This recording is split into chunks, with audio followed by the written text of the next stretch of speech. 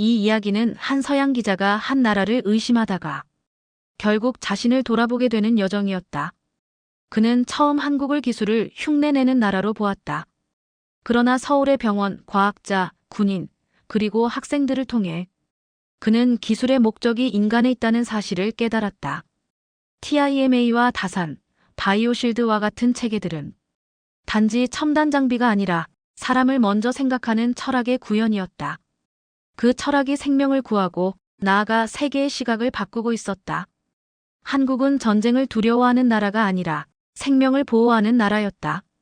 그들의 과학은 인간을 도구로 삼지 않았고 인간을 중심에 두고 진화했다. 그리고 알렉스 라인하르트, 그는 그 여정을 통해 깨달았다. 진정한 미래는 기술이 아니라 양심에서 온다는 것을. 그는 마지막 문장으로 고백했다. 나는 한국을 취재하러 갔지만 결국 인간이라는 존재를 다시 배웠다. 새벽빛이 인천의 하늘을 비출 때 그의 이야기는 끝났지만 한국의 이야기는 그때부터 시작되고 있었다. 여러분, 안녕하세요.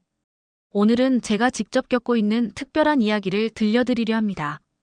나는 알렉스 라인하르트, 미국계 독일인 기자이며 글로벌 센티넬이라는 매체에서 아시아 정치 군사 분석 칼럼을 담당하고 있습니다. 수년 동안 나는 한 가지 확신을 품고 살아왔습니다. 한국은 언제나 빠르고 정교하게 모방하는 나라, 그러나 결코 원천을 창조하지는 못하는 나라다. 그 확신은 내 경력의 일부이자 자부심이었다.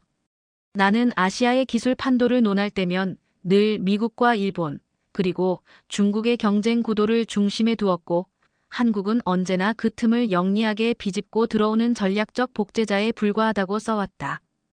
그런 내가 지금 서울에 있다. APC 2025를 취재하기 위해서다. 공항 활주로의 다음 비행기가 멈추자 나는 무의식적으로 창밖을 내다봤다. 황혼의 하늘 아래 인천공항의 유리 외벽이 금빛으로 빛나고 있었다. 표면만 보면 완벽했다. 그러나 내 머릿속엔 이미 비판적인 문장이 떠오르고 있었다. 기술로 치장한 허상, 그것이 한국이다.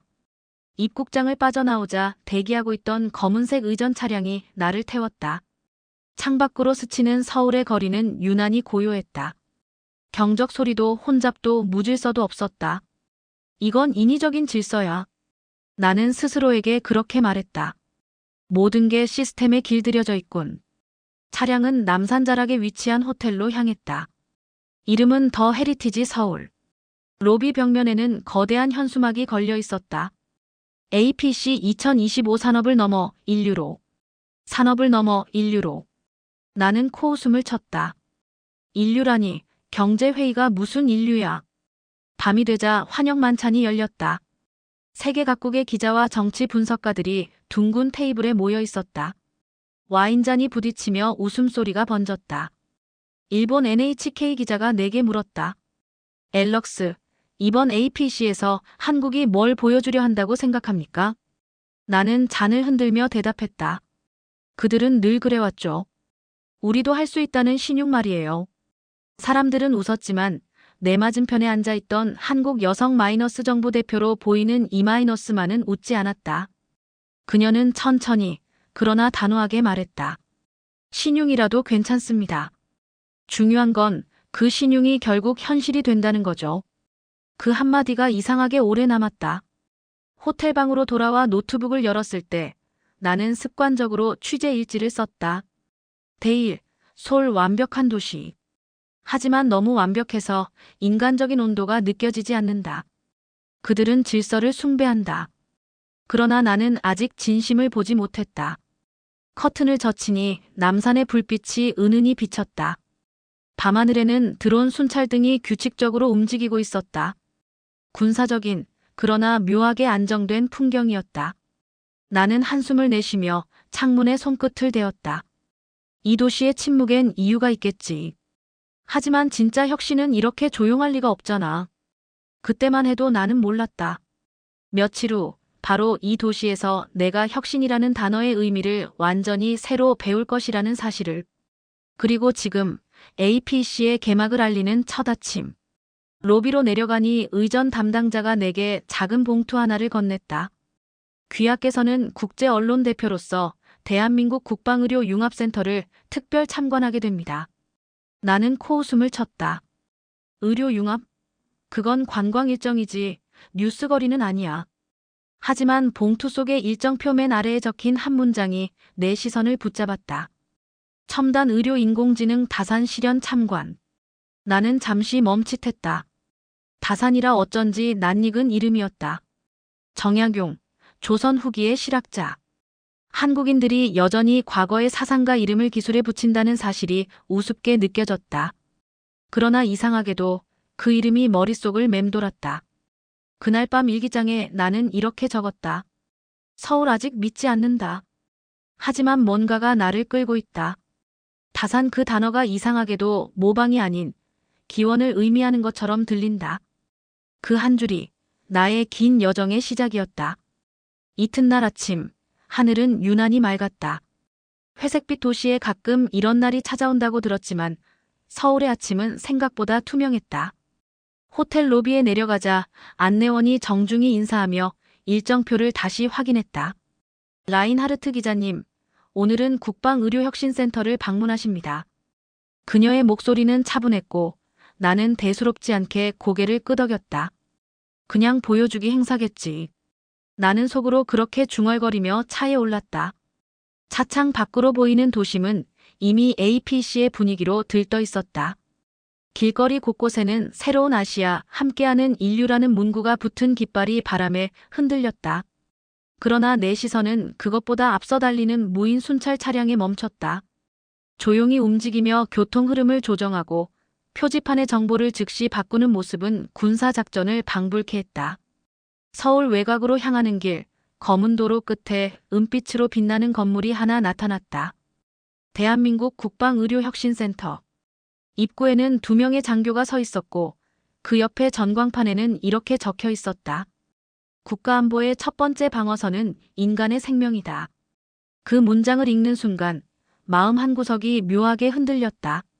보통 군은 사람보다 시스템을, 의학은 기술보다 생명을 이야기한다. 그런데 여기는 그 둘이 하나로 이어져 있었다. 보안 절차를 거치고 들어간 내부는 예상과 달랐다. 흰색 복도를 따라 유리벽 안쪽으로 수십 대의 의료 로봇이 움직이고 있었다. 금속의 소리가 들리지 않았다. 마치 유리 속의 생명체가 호흡하듯 부드럽게, 정확히 움직였다. 그 옆에는 모니터마다 푸른 빛의 문양이 흐르고 있었다. 이건 인공지능 진단 시스템입니다. 가이드가 설명했다. AI가 모든 환자의 생체 데이터를 실시간으로 분석하고 필요할 경우 의사에게 직접 수술 절차를 제안합니다. 나는 그 말을 듣고 피식 웃었다. 기계가 의사에게 지시한다고요? 그녀는 미소를 지으며 대답했다. 지시가 아니라 제안입니다. 그러나 그 제안이 틀린 적은 아직 없습니다. 그녀의 말투는 차분했지만 그 안에는 확신이 있었다. 내 눈은 어느새 거대한 투명벽 뒤의 수술실로 향했다. 로봇 팔 6개가 환자의 몸 위를 천천히 움직이고 있었다. 손끝에 광선이 교차할 때마다 세포 단위의 이미지를 즉시 확대했고 그 정보가 천장에 설치된 홀로그램 화면으로 전송됐다. 나는 무의식적으로 한 걸음 다가섰다. 의사는 명령하지 않았다. 손짓 하나, 눈빛 하나만으로도 로봇은 반응했다. 이 모든 게 실시간입니까? 예, 신경 반응 속도보다 빠릅니다. 순간 내 머릿속에 군사 시스템이 겹쳐졌다. 미사일 요격 체계와 같은 구조였다. 위협을 감지하고 판단하고 대응하는 속도가 인간의 인식보다 앞서 있었다. 그런데 여긴저기 아닌 생명을 다루고 있었다. 나는 문득 중얼거렸다. 이건 병원이 아니라 지휘소군. 가이드는 고개를 끄덕였다. 맞습니다. 우리는 생명을 지휘합니다. 그녀의 대답은 한 문장뿐이었지만 그 순간 나는 미묘한 전율을 느꼈다. 이곳의 공기에는 시연이나 홍보의 냄새가 없었다. 대신 숨겨진 긴장감이 있었다. 마치 국경선을 지키는 병사들처럼 이곳의 사람들은 생명의 경계를 지키고 있었다.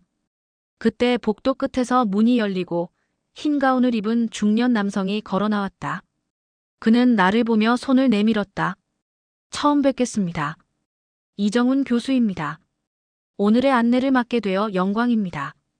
나는 악수를 하며 묻지도 못했다. 그의 손끝은 의사라기보다 군인의 손처럼 단단했다. 지금 보신 것은 2단계 수술 시뮬레이션입니다. 실제 환자는 4층 생체 보건실에 있습니다. 혹시 직접 보시겠습니까? 기자가 봐도 됩니까? 그는 웃었다. 보는 건 괜찮습니다. 다만 이해할 수 있을지는 모르겠군요. 그 말이 묘하게 자극적이었다. 나는 고개를 끄덕였다. 엘리베이터 문이 닫히자 벽면의 안내 문구가 빛났다. 사람을 지키는 기술은 언제나 군사보다 앞선다. 나는 그 문장을 오래 바라봤다. 그 말이 단순한 구호인지 아니면 철학인지 판단할 수 없었다. 다만 확실한 건 내 머릿속 어딘가에서 모방국가라는 단어가 조금씩 희미해지고 있다는 것이었다. 엘리베이터 문이 열리자 시야가 하얗게 빛났다. 살균 공기, 정제된 냄새, 그리고 눈처럼 흰 바닥. 그 안에서 나는 처음으로 느꼈다. 이곳은 미래의 일부가 아니라 이미 현재의 연장선 위에 있다는 사실을. 보건센터의 긴 복도를 따라가자 공기가 조금씩 달라졌다. 차가운 기계음 대신 낮게 울리는 심장박동의 리듬이 들렸다. 벽면의 유리창 너머에는 침대 하나가 놓여 있었고 그 위에는 어린 소녀가 누워 있었다. 옆에는 금발의 여성이 서 있었다. 고급 슈트를 입었지만 그 옷보다 더 눈에 띄는 것은 눈 밑의 검은 그림자였다. 그녀는 유럽의 유명한 기업인입니다. 안내하던 직원이 낮게 말했다. 딸의 희귀 질환 때문에 여기까지 오셨죠? 나는 반사적으로 물었다. 왜 하필 한국입니까? 유럽에는 최첨단 병원이 많은데요. 직원은 미소를 지었다. 그 모든 병원이 이미 포기했습니다. 이제 믿을 곳이 여기뿐이라 하시더군요. 그 대답이 내 귀에는 과장으로 들렸다. 한국이 마지막 희망이라니. 나는 속으로 비웃었다.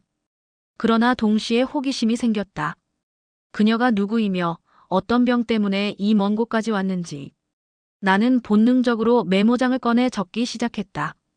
APC 기간, 유럽 거물의 비밀치료, 서울의 의료 판타지. 기사 제목이 머릿속을 스쳤다. 그때 금발의 여성이 나를 바라봤다. 기자이신가요? 그렇습니다. APC 취재단으로 왔습니다. 그럼 제 이야기를 써주세요. 실패하더라도 괜찮아요. 제 아이가 이곳에서 얼마나 진심으로 치료받았는지 그것만은 세상에 남겨주세요. 그녀의 목소리는 놀라울 만큼 차분했다. 그러나 그 속에는 무너질 듯한 절박함이 섞여 있었다. 나는 대답 대신 녹음기를 천천히 꺼냈다. 좋습니다. 모든 과정을 기록하겠습니다. 하지만 솔직히 말하자면 저는 보여주기식 프로그램을 취재하러 왔습니다. 그녀는 눈썹 하나 까딱하지 않고 말했다. 당신이 어떤 마음으로 왔든 상관없어요. 다만 오늘 직접 보게 될 겁니다. 그녀의 말은 단단했다. 나는 잠시 말문이 막혔다. 뒤편 유리문이 열리자 흰 가운을 입은 의료진이 들어왔다. 그들의 동작은 군인 같았다. 명령도 혼란도 없이 조용했다. 작은 기계들이 환자 곁으로 이동했고 파란 빛이 미세하게 깜빡였다. 나는 본능적으로 카메라를 들었다. 이 장면을 촬영해도 됩니까? 환자의 신원을 노출하지 않는다면 괜찮습니다. 그 대답을 듣자마자 나는 연신 셔터를 눌렀다. 렌즈를 통해 본 장면은 이상하리만큼 평화로웠다. 의료진의 손길은 정확했지만 그 안에는 묘한 따뜻함이 있었다. 나는 그 모습을 보며 속으로 중얼거렸다. 이건 단순한 병원 풍경이 아니다. 뭔가 다르다. 하지만 곧 스스로를 다잡았다. 감정에 휘둘리지 마. 너는 기자다. 진실을 밝혀야 한다. 잠시 후 금발의 여성이 조용히 내게 다가왔다. 당신 이름이 뭐예요? 알렉스 라인하르트입니다. 좋아요, 알렉스. 당신이 보고 들은 걸 있는 그대로 써주세요. 이 나라가 보여주는 게 진짜인지 아니면 또 다른 쇼인지 당신 같은 외부인의 눈으로 판단해 주세요. 그녀의 요청은 도전처럼 들렸다. 나는 고개를 끄덕였지만 마음 한켠에는 여전히 냉소가 남아 있었다. 쇼라면 더 좋지. 세계가 믿는 환상을 깨뜨리는 게 내 일이니까. 그러나 복도 끝에서 들려오는 의사의 짧은 명령과 그 뒤를 잇는 침묵 속에서 나는 알 수 없는 불안감을 느꼈다.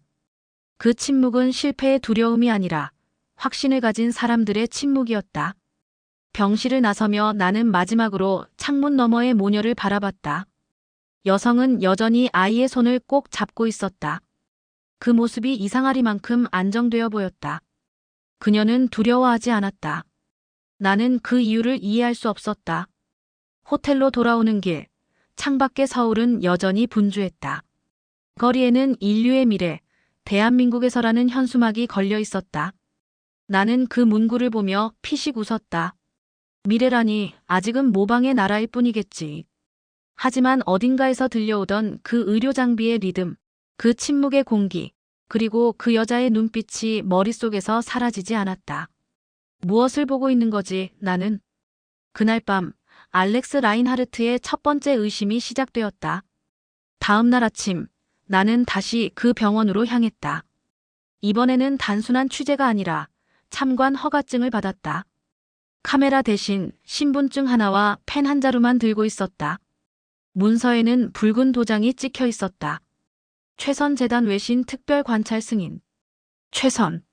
그 이름을 읽는 순간 묘한 울림이 있었다. 최고도 완전도 아닌 최선. 최선을 다한다는 뜻이었다. 나는 그 단어가 가진 겸손함이 낯설었다. 서구식 연구소라면 프런티어나 엑설런스 같은 이름을 썼을 것이다. 그러나 이곳은 달랐다. 이미지는 겸손했지만 분위기는 완벽히 통제되어 있었다. 지하층으로 내려가는 엘리베이터 안에서 담당자가 말했다. 최선재단은 군과 민이 공동으로 운영합니다. 원래는 군의학 기술 개발을 위한 기밀 프로젝트였죠. 이제는 민간 치료에 응용되고 있습니다. 나는 고개를 들었다. 군의학이요? 병원이라기보다 실험실 같군요. 맞습니다. 하지만 인간을 지키는 전투라면 그것도 전쟁이죠. 엘리베이터 문이 열리자 새로운 세계가 펼쳐졌다. 벽 전체가 투명 유리로 이루어진 거대한 홀. 천장에는 하얀 조명이 흐르고 바닥에는 고요한 진동이 전해졌다. 중앙에는 거대한 구체 모양의 장치가 떠 있었다. 표면에는 푸른 빛이 물결처럼 흘렀고 그 안쪽에는 수많은 신호가 교차하고 있었다. 이게 뭡니까? AI 다산입니다. 박선우 팀장이 짧게 대답했다. 그의 눈빛은 마치 성당의 재단을 바라보는 신자 같았다. 다산은 단순한 인공지능이 아닙니다. 스스로 학습하고 예측하고 실시간으로 생체 데이터를 재조합합니다. 인간의 생명을 변수가 아닌 패턴으로 이해하죠. 나는 비웃음을 참지 못했다. AI가 생명을 이해한다고요? 그는 미소를 지었다. 이해하지 못했다면 어제 아이는 이미 죽었을 겁니다. 그 말에 숨이 멎었다. 그는 나를 안내해 또 다른 구역으로 데려갔다. 그곳의 문에는 TIMA 랩이라고 적혀 있었다. 표적 면역 기억 조정. 나는 무심코 그 영어 약자를 읽었지만 담당자는 곧 바로잡았다. 우리는 표적 면역 기억 조정 기술이라고 부릅니다. 문이 열리자 내부의 공기가 달라졌다. 온도는 일정했고 향은 거의 없었다. 가운을 입은 연구원들이 무표정하게 움직이고 있었다.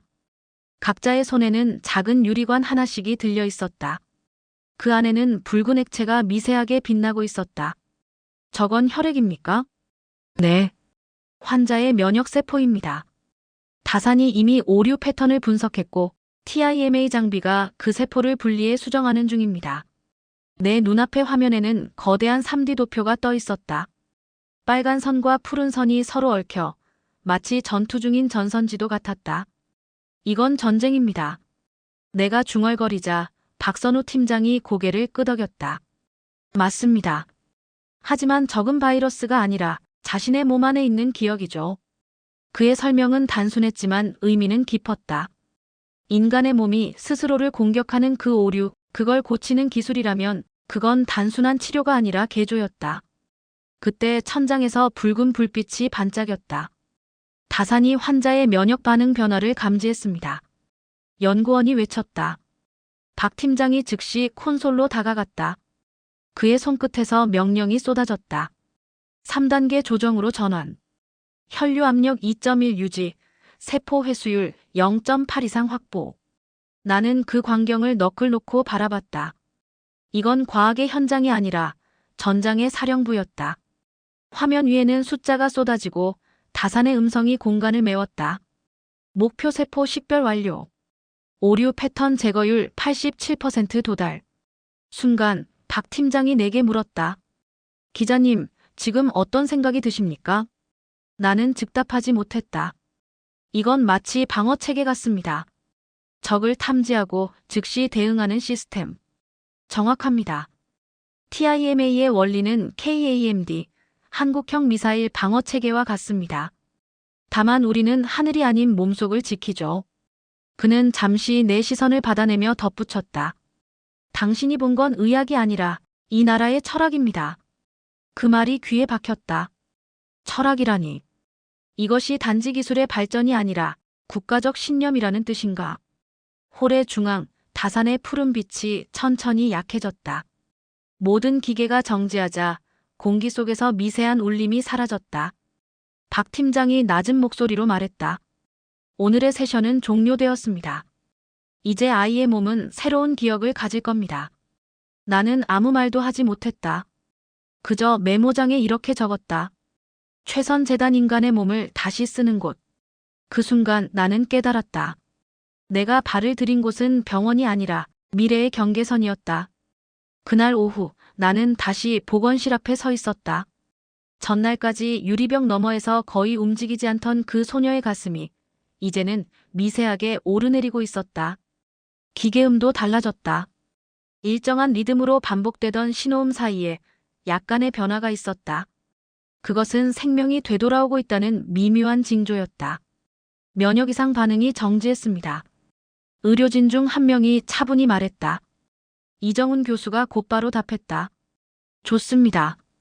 다산, 전체 분석 결과를 보여줘. 곧 홀로그램 화면이 천천히 떠올랐다. 수많은 숫자와 파장이 교차했고 그 중심에는 단 하나의 문장이 빛났다. 자기 면역 기억 오류 98% 수정 완료. 나는 숨을 삼켰다. 이게 단 몇 시간 만에 가능합니까? 박선우 팀장이 고개를 끄덕였다. 가능합니다. 서양병원에서는 증상을 단서로 추적하지만 우리는 기억을 추적합니다. 몸이 스스로 자신을 잘못 기억한 거죠. 다산은 그 기억을 다시 써주었습니다. 그럼 병의 이름은 뭡니까? 아직 없습니다. 우리가 처음으로 발견한 형태니까요. 그 대답은 나를 침묵하게 만들었다. 의사들은 익숙한 병명을 찾지 않았다. 그들은 이해 불가능한 것을 새로운 언어로 해석하고 있었다. 나는 그 순간을 기록해야 했다. 메모장에 급히 썼다. 서구가 증거를 쫓을 때 한국은 본질을 쫓는다. 논리를 넘은 직관, 그것이 다산의 핵심이다. 하지만 내 안에 다른 목소리가 속삭였다. 이건 신념이지 과학이 아니다. 나는 머리를 흔들었다. 과학자는 신을 믿지 않는다. 그러나 지금 내 눈앞의 사람들은 신을 기다리지도 않았다. 그들은 자신들이 신의 역할을 대신하고 있었다. 이정훈 교수가 내 쪽으로 다가왔다. 기자님, 지금 보신 건 불가능한 일이 아닙니다. 우리는 단지 인간의 면역이 갖고 있는 언어를 다시 해석했을 뿐이죠. 언어요? 그렇습니다. 몸도 말합니다. 다만 대부분의 의학은 그 말을 듣지 않을 뿐이죠. 그의 말이 내 머릿속에 오래 남았다. 몸이 말한다. 그렇다면 의학은 해석이고 AI는 번역자인 셈이었다. 나는 창밖의 서울 하늘을 바라봤다. 그 순간 이 도시는 더 이상 차갑지 않았다. 어제의 회색빛이 아니라 눈에 보이지 않는 무언가로 진동하고 있었다. 교수님. 나는 조심스럽게 물었다. 혹시 이 치료 과정이 외부 병원에서도 가능합니까? 그는 잠시 생각하다 대답했다. 이론상 가능하지만 지금은 불가능합니다. 왜냐하면 다른 나라에는 이런 협업 구조가 없으니까요. 우리 시스템은 군, 과학, 의료, 철학이 하나의 회로로 묶여 있습니다. 나는 그 말을 들으며 묘한 감정을 느꼈다. 철학이라니. 그들은 자신들의 기술을 단순한 치료 도구로 보지 않았다. 그것은 믿음의 구조였다. 몇 시간 뒤 이정훈 교수는 작은 단말기를 내게 건넸다. 화면에는 한 줄의 문장이 떠 있었다. 환자의 신체 반응, 안정화 단계 진입. 그 짧은 문장을 보며 나는 처음으로 확신이라는 감정을 느꼈다. 하지만 동시에 두려웠다. 지금 내 눈앞에서 일어나고 있는 일이 과학의 영역인지 아니면 그 너머의 무엇인지를 구분할 수 없었기 때문이다. 나는 노트에 이렇게 적었다. 이 나라의 과학은 논문이 아니라 신념 위에 서 있다. 그러나 그 신념이 실험을 이긴다면 우리는 그것을 무엇이라 부를 것인가? 밖으로 나왔을 때 이미 해가 지고 있었다. 건물 유리벽에 비친 붉은 노을이 병원 전체를 감쌌다. 그 빛은 차갑지 않았다. 나는 느렸다. 이건 단순한 병원의 저녁이 아니라 과학이 신앙의 자리를 대신한 순간의 풍경이었다. 그날 밤 나는 일지를 적었다. 오늘 나는 의심이 흔들리기 시작했다.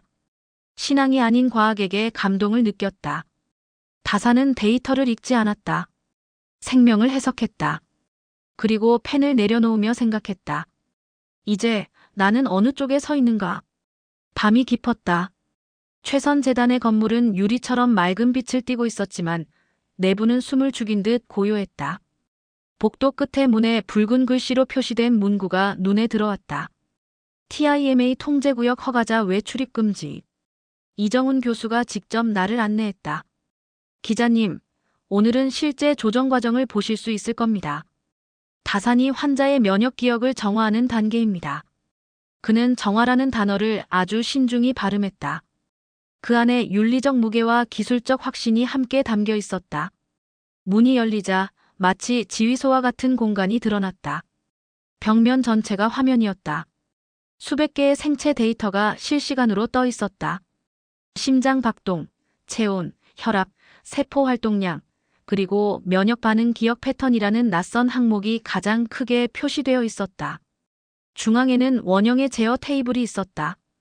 10명 남짓한 연구원이 자리하고 있었고 각자의 손끝에는 터치 패널과 생체 인식 장치가 연결되어 있었다. 이곳이 바로 TIMA 제어실입니다. 박선우 팀장이 설명했다. 우리는 이걸 면역작전실이라고 부르기도 합니다. 그의 말이 농담처럼 들렸지만 이곳의 분위기는 엄숙했다. 명령, 응답, 보고 마이너스 모든 절차가 군대식이었다. 각자의 목소리는 조용했지만 명확했다. 나는 순간적으로 KAMD 지휘센터에 들어온 느낌을 받았다. 다산 목표 세포 그룹 재정렬 시작. 박 팀장의 지시에 AI의 중성적인 목소리가 응답했다. 재정렬 시작. 기억 오류 수치 0.17 감소 중. 내 눈앞의 화면에서 세포의 미세한 움직임이 영상처럼 펼쳐졌다. 빨간 점은 잘못된 기억을 지닌 면역세포, 파란 점은 교정 중인 세포였다. 그 수백만 개의 점이 파도처럼 움직이며 서로를 분리하고 다시 재배열했다. 이 모든 과정이 실시간입니까? 그렇습니다. 우리는 이걸 면역 방어 시뮬레이션이라고 부릅니다. 외부의 침입이 아니라 내부의 오작동을 막는 전쟁이죠. 그의 설명은 군사 전략 보고서를 듣는 것과 다르지 않았다. 나는 메모장에 적었다. TIMA-KAMD의 생명판. 적은 미사일이 아니라 인간의 세포. 한 연구원이 갑자기 손을 들었다. 지금 신호 변동이 있습니다. 오류 패턴이 새로 생성됐습니다. 박 팀장이 즉시 대응했다. 다산, 패턴 복제 분석 돌입. 0.5초 내의 결과 보고. 복제 완료. 원인 추정 외상성 기억 반응. 외상성 기억 반응. 내가 중얼거리자 박 팀장이 짧게 답했다. 아이의 몸이 스스로를 공격했던 이유입니다. 기억 속의 고통이 면역 반응으로 남은 거죠. 그 말에 나는 순간 소름이 돋았다. 고통이 병이 된다. 인간의 몸은 잊지 못한 기억으로 자신을 파괴하고 있었던 것이다. 박 팀장이 명령을 내렸다. 기억 정화 단계로 넘어갑니다. 세포 사군 재배열. 연구원들의 손끝이 일제히 움직였다. 화면 속의 세포들이 서서히 파란색으로 변했다. 면역 기억 재구성률 92%. 오류 제거 완료 예상 3분. 시간은 느리게 흘렀다. 그러나 그 3분은 전투의 시간이었다. 모든 사람의 시선이 화면 중앙의 하나의 점에 집중되었다. 빨간 점이 마지막으로 깜빡이다가 천천히 사라졌다. AI의 목소리가 울렸다. 정화 완료. 면역 시스템 안정화. 그 순간 방 안의 공기가 풀렸다. 누구도 환호하지 않았다. 대신 조용한 한숨이 동시에 새어나왔다. 전투를 마친 병사들의 숨결 같았다. 이정훈 교수가 내게 물었다. 어떠셨습니까? 나는 대답 대신 주위를 둘러봤다. 이곳은 병원이 아니라 작전 통제소 같군요. 정확히 보셨습니다. 그는 고개를 끄덕이며 말했다. 우리는 생명을 지키기 위해 싸우고 있습니다. 이건 기술이 아니라 방어 체계죠. 다만 그 전선이 몸 안에 있을 뿐입니다. 나는 그 말을 노트에 적으며 생각했다. KAMD가 하늘을 지킨다면 TIMA는 인간을 지킨다. 모든 장비가 멈춘 뒤 조명만이 은은히 남았다. 박선우 팀장이 내 옆에 와서 말했다. 기자님, 이 모든 데이터는 국가생명보호망으로 전송됩니다. 우리는 군과 의료가 함께 만든 단일 시스템 속에 살고 있습니다. 그의 목소리는 자부심보다 사명감에 가까웠다. 나는 조용히 고개를 끄덕였다. 창문 너머로 보이는 서울의 야경이 희미하게 번졌다. 수천 개의 불빛이 마치 인간의 세포처럼 반짝이고 있었다. 그 순간 나는 깨달았다. 이 도시의 불빛 하나하나가 바로 면역 체계의 일부처럼 느껴진다는 것을. 그 빛이 꺼지지 않는 한 이 나라는 스스로를 방어할 수 있으리라는 확신이 들었다. 새벽이었다. 보건센터의 창문 밖으로 희미한 빛이 번지고 있었다. 밤새 깜빡이던 의료 장비의 불빛이 하나둘 꺼지기 시작했고 긴장으로 얼어붙었던 공기가 천천히 풀려나갔다. 나는 거의 밤을 새우다시피 했다. 다산의 화면은 몇 시간째 같은 문장을 반복하고 있었다. 생체 반응 안정화 유지. 수면 회복 단계에 진입. 이정훈 교수가 피곤한 얼굴로 내 옆에 와서 조용히 말했다. 기자님, 이제 아이는 깨어날 겁니다. 그의 말투는 확신이라기보다 담담한 보고 같았다. 나는 유리벽 너머를 바라보았다. 소녀의 눈꺼풀이 아주 미세하게 떨리고 있었다. 그녀는 서서히 눈을 떴다. 공기가 멎은 듯한 정적 속에서 의료진의 손이 잠시 멈췄다. 그녀의 가늘던 손가락이 움직였다. 그리고 아주 천천히 입술이 열렸다. 엄마. 그 한마디가 방 안의 모든 소리를 잠재웠다. 어머니는 숨을 삼키며 아이의 손을 붙잡았다. 여보세요? 들리니? 소녀는 힘겹게 고개를 끄덕였다. 기계음이 바뀌었다. 안정된 박동이 일정한 리듬으로 이어졌다. 나는 그 장면을 찍지 못했다. 손이 떨렸다. 카메라를 들고 있었지만 셔터를 누를 용기가 나지 않았다. 그 순간은 기록이 아니라 경배에 가까웠다. 박선우 팀장이 짧게 말했다. 완전 회복 수치입니다. 자가 호흡 정상. 의료진들은 환호하지 않았다. 그저 서로 눈을 마주치며 고개를 끄덕였다. 그들의 표정에는 기쁨보다 안도감이 있었다. 그리고 그 안도감이야말로 진짜 전쟁을 마친 사람들의 얼굴이었다. 나는 유리벽 앞에서 오랫동안 움직이지 못했다. 내 머릿속에는 과거에 썼던 기사 제목 하나가 떠올랐다. 과대평가된 한국의 미래. 그때 나는 확신했다. 한국의 기술은 모방의 산물이며 감정에 기댄 열정일 뿐이라고. 그러나 지금 내 눈앞의 현실은 그 확신을 완전히 부숴버렸다. 나는 스스로에게 물었다. 과대평가된 건 한국이 아니라 나 자신이 아니었을까. 밖으로 나왔을 때 하늘이 조금씩 밝아오고 있었다. 서울의 동쪽 하늘은 푸른빛과 금빛이 섞여 있었다. 나는 깊은 숨을 내쉬었다.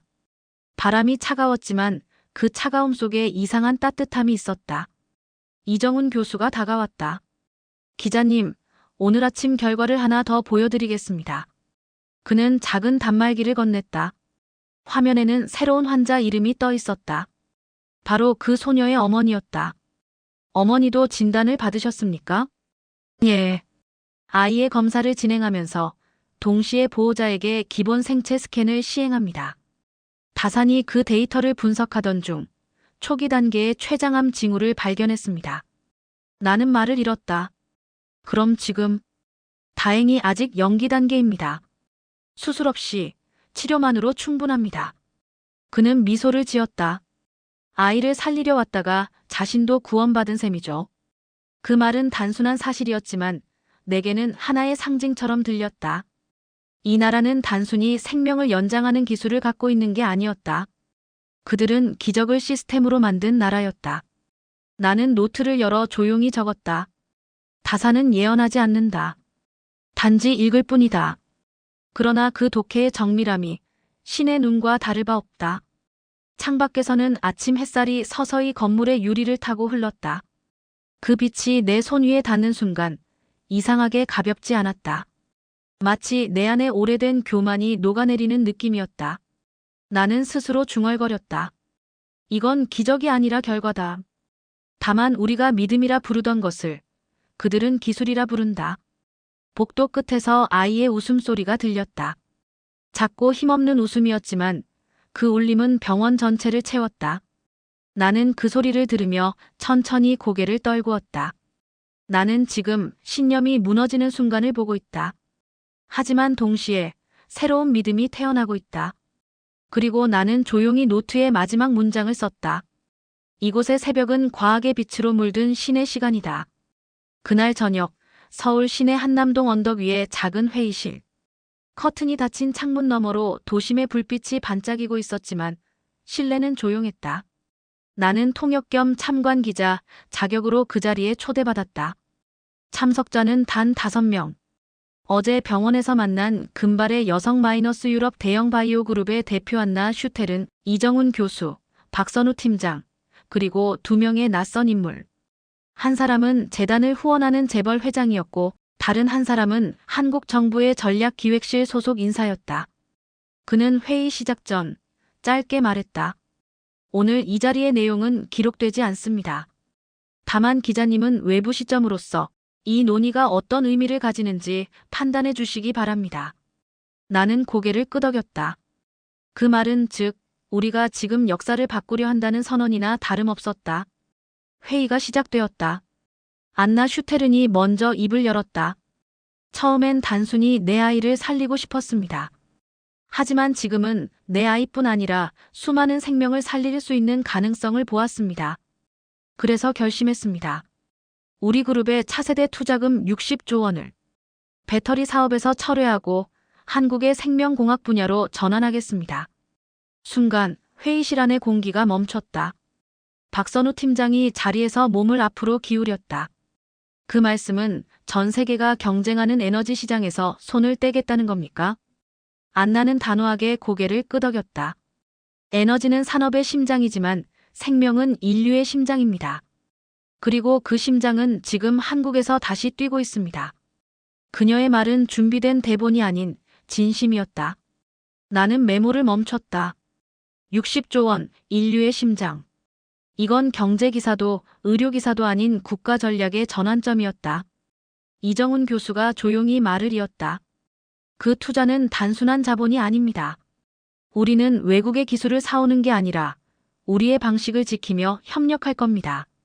최선재단은 정부의 국방생명기술과 연결되어 있습니다.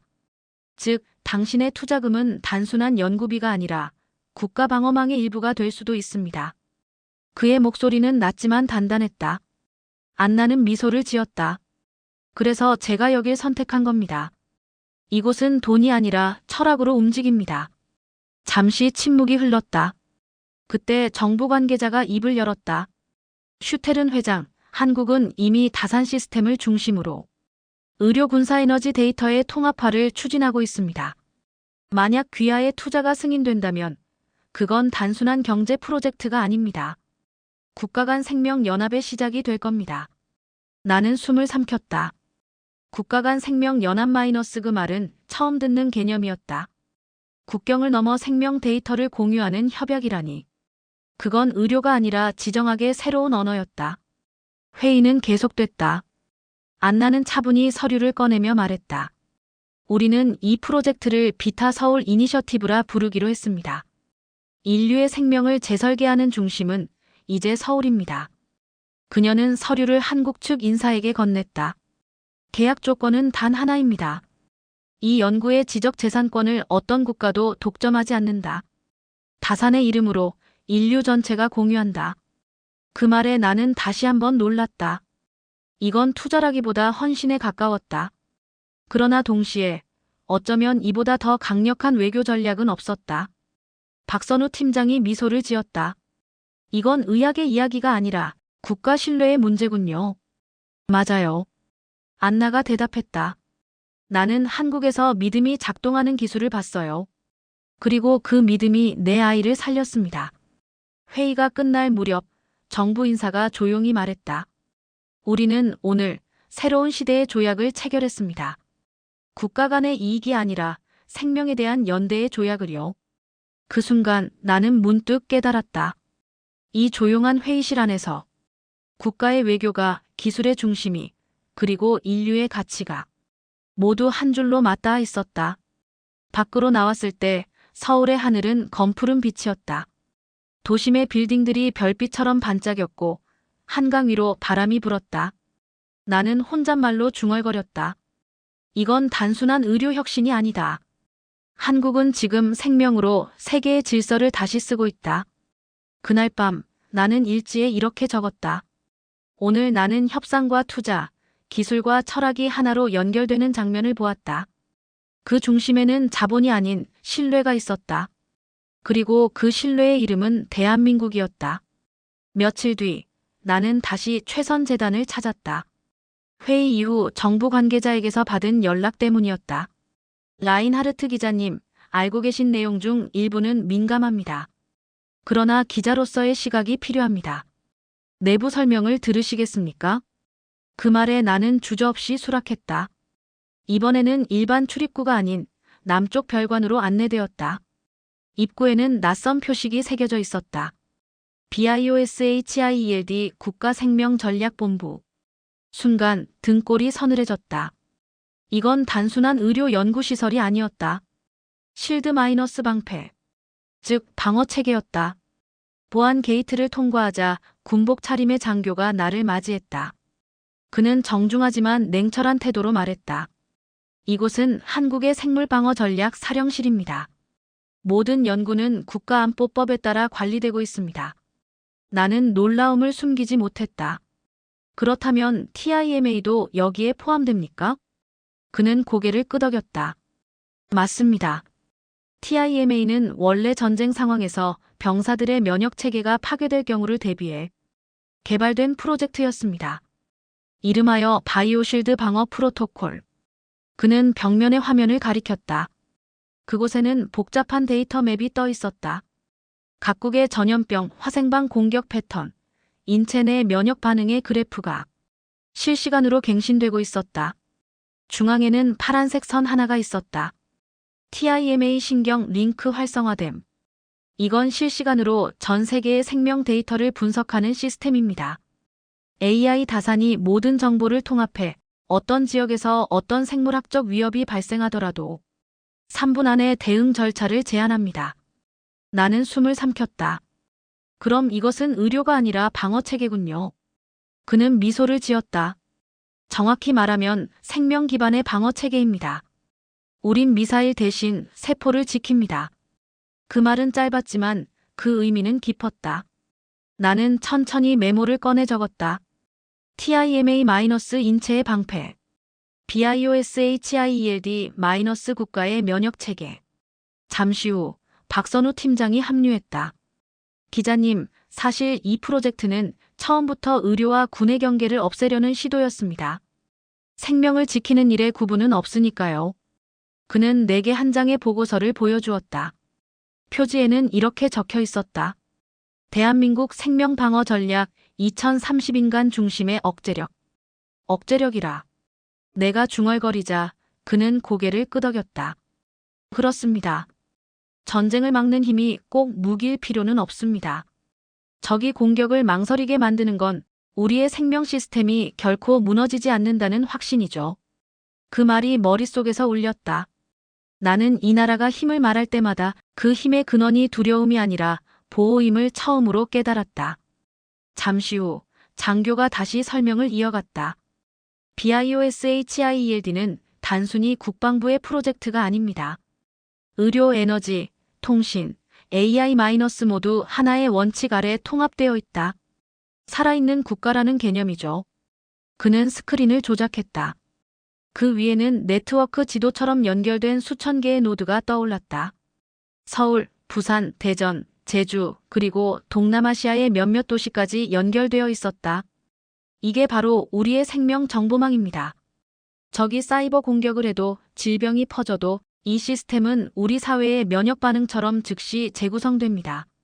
나는 천천히 숨을 내쉬었다. 그 순간 이해했다. 한국의 국방은 살상에 대한 억제가 아니라 생명에 대한 확신 위에 세워져 있다는 것을. 이정훈 교수가 옆에서 조용히 말했다.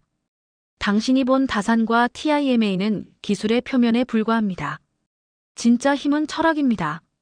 우리는 전쟁을 대비하는 나라가 아니라 전쟁이 필요 없는 나라를 만들고자 합니다. 그의 말에 나는 아무 대답도 하지 못했다. 내가 평생 취재했던 군사력, 핵억제, 무기 경쟁의 세계와 이 나라의 전략은 완전히 다른 차원에 있었다. 그날 오후 건물을 나서며 나는 하늘을 올려다봤다.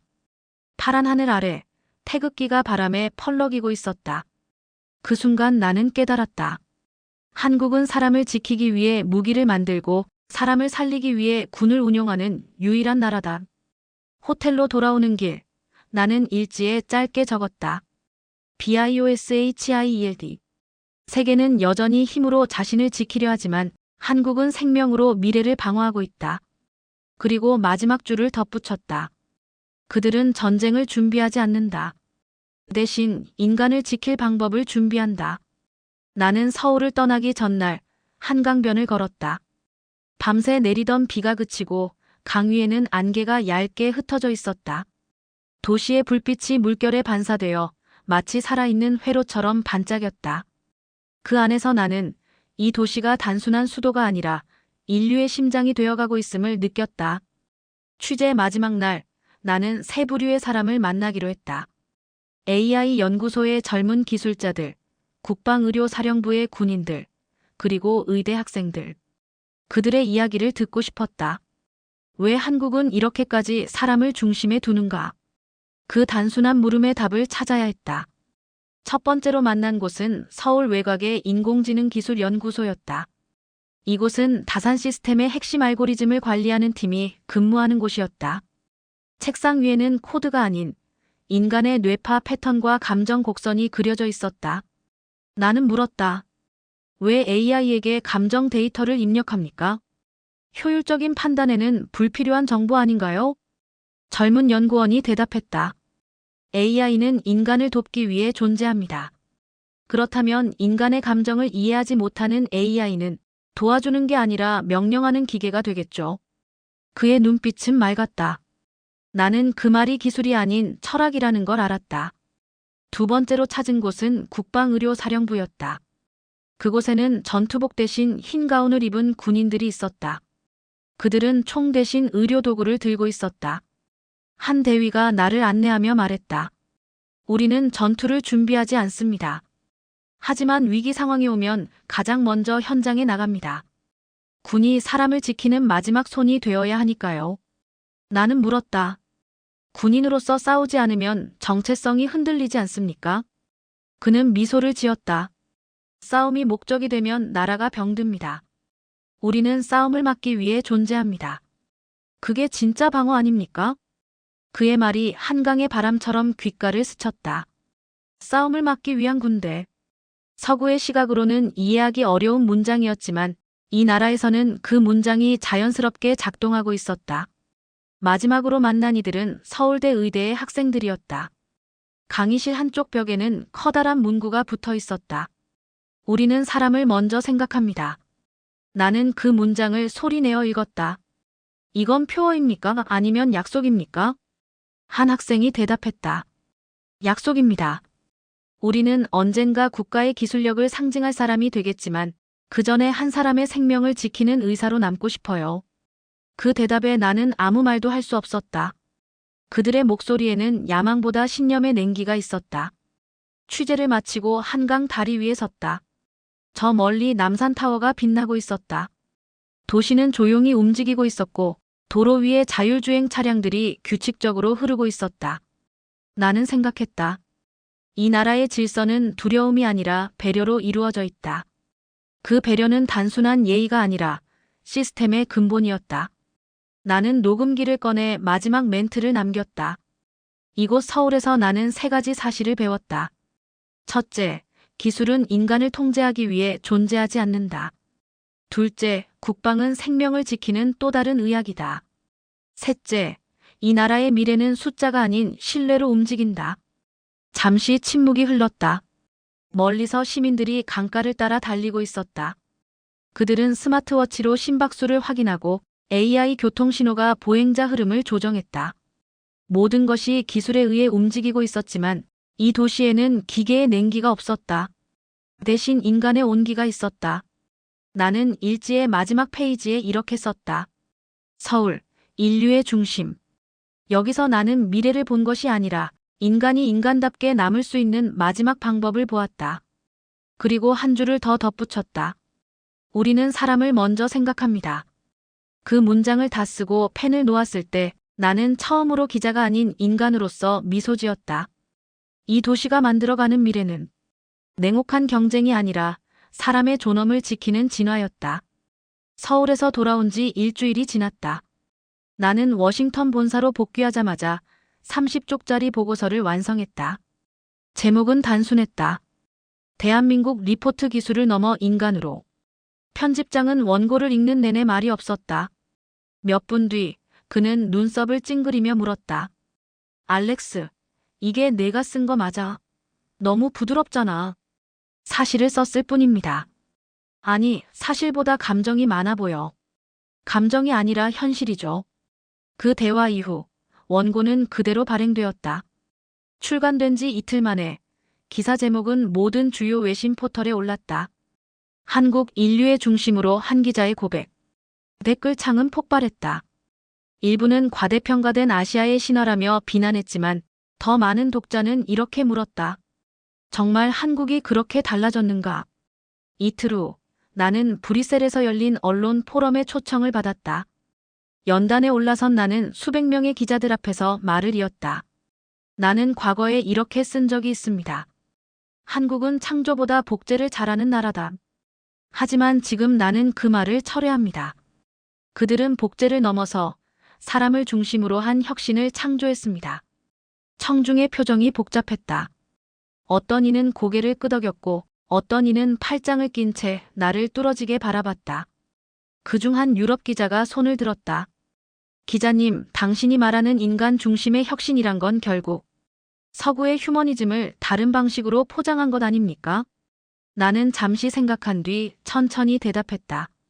서구의 휴머니즘은 개인의 자유에서 출발했지만 한국의 그것은 공동체의 신뢰에서 출발합니다.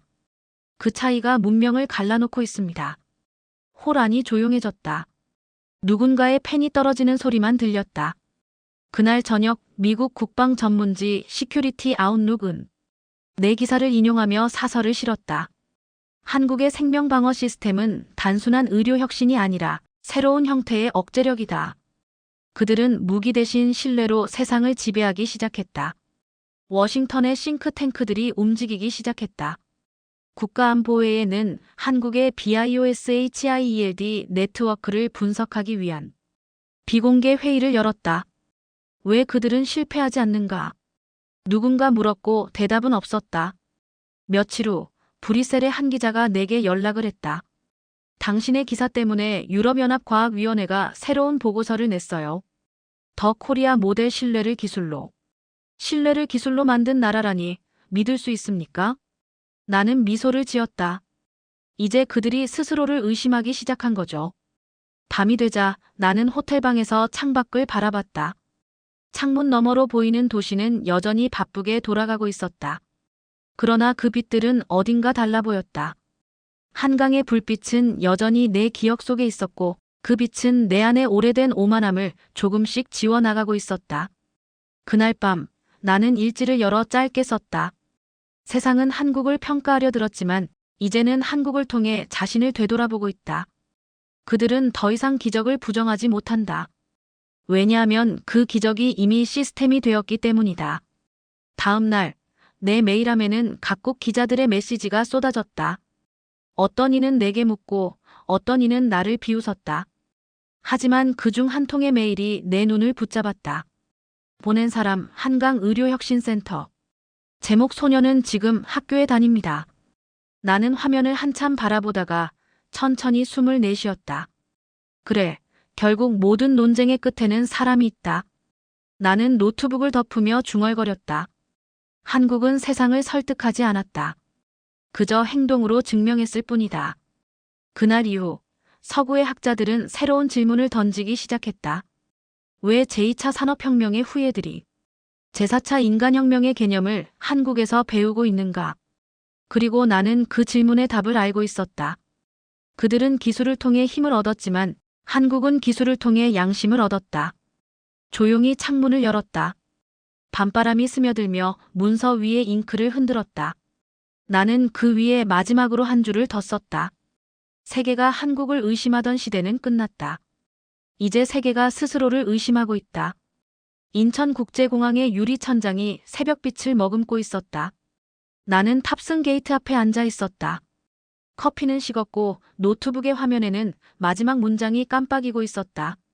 나는 단지 취재를 한 것이 아니라 치료를 받았다. 그 문장을 적는 데까지 이르기까지 나는 서울에서 너무 많은 것을 보았다. 기술, 신념, 그리고 무엇보다 사람. 이제 그 모든 것을 뒤로하고 떠나려니 마음 한구석이 이상하게 비어 있었다. 비행기 탑승 안내 방송이 울렸다. 나는 천천히 몸을 일으켜 창밖 활주로를 바라보았다. 검은 바탕에 붉은 태극 문양이 그려진 항공기가 은빛 새벽 속에서 조용히 대기하고 있었다. 바람이 불 때마다 깃발처럼 흔들리는 그 문양이 묘하게 살아있는 심장처럼 느껴졌다. 비행기에 오르자 나는 마지막으로 창가 자리를 택했다. 엔진이 점화되고 활주로를 천천히 미끄러질 때 서울의 불빛이 뒤로 멀어지고 있었다. 그 불빛 하나하나가 내가 만났던 얼굴 같았다. 박선우 팀장의 단단한 눈빛, 이정훈 박사의 따뜻한 미소, 그리고 그 소녀 마이너스. 자신의 생명을 되찾은 아이의 웃음. 기내 조명이 희미해질 무렵 나는 노트북을 다시 켰다. 마지막 기사, 마지막 문장. 나는 손가락을 천천히 움직였다. 처음 한국에 왔을 때 나는 그들을 의심했다. 그들의 성취를 모방이라 불렀고 그들의 자신감을 과장이라 비웃었다. 하지만 지금 나는 안다. 그들은 복제자가 아니라 창조의 계승자였다. 나는 잠시 손을 멈추고 창밖을 바라보았다. 비행기는 구름층 위로 올라서고 있었다. 하늘과 바다가 뒤섞인 경계 위에서 서울의 불빛은 이제 작은 별처럼 멀리 깜빡였다. 그 순간 나는 이상한 고요를 느꼈다. 그것은 죄책감도 감동도 아니었다. 그저 치유였다. 오랜 세월 기자로서 세계를 의심하며 살아왔던 마음이 그 도시의 빛 속에서 천천히 정화되고 있었다. 기내 방송이 울렸다. 승객 여러분, 곧 순항고도에 도달합니다. 승무원의 목소리는 부드러웠지만 그 말은 마치 나를 위한 선언처럼 들렸다. 나는 깊게 숨을 들이쉬었다. 그리고 노트북의 마지막 줄을 입력했다. 대한민국은 미래 그 자체였다. 그 문장을 쓰는 순간 내 안에서 오래된 편견 하나가 조용히 사라졌다. 내가 세상을 분석한다고 믿었던 모든 언어와 논리, 그 모든 것은 결국 이해하지 못한 자의 방어였다는 것을 이제야 깨달았다. 나는 노트를 덮고 눈을 감았다. 엔진 소리가 일정한 리듬으로 귓가를 채웠다. 그 소리는 마치 한강의 물결 같았다. 강물처럼 흐르며 모든 상처를 덮고 흘러가는 소리. 눈을 감은 채로 나는 마음속으로 속삭였다.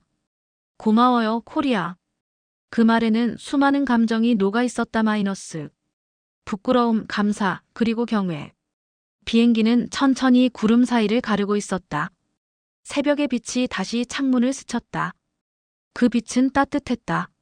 마치 누군가가 내 어깨에 손을 얹은 듯 조용하고도 확신에 찬 온기였다. 나는 그 온기 속에서 마지막 문장을 다시 떠올렸다. 나는 단지 취재를 한 것이 아니라 한 도시, 한 나라, 그리고 한 철학에게 치유받았다. 그날 이후 나는 더 이상 세계를 경쟁의 지도로 보지 않게 되었다. 대신 신뢰의 지도를 그리기 시작했다. 그리고 그 지도 중심에는 언제나 대한민국이라는 이름이 자리했다. 비행기는 드디어 구름을 벗어나 태양을 향해 날아올랐다. 눈부신 빛이 기내를 채웠다. 나는 천천히 눈을 뜨며 속으로 중얼거렸다. 대한민국은 미래 그 자체였다. 그것이 내가 남긴 마지막 문장이자 나를 다시 인간으로 돌려보낸 한 문장이었다.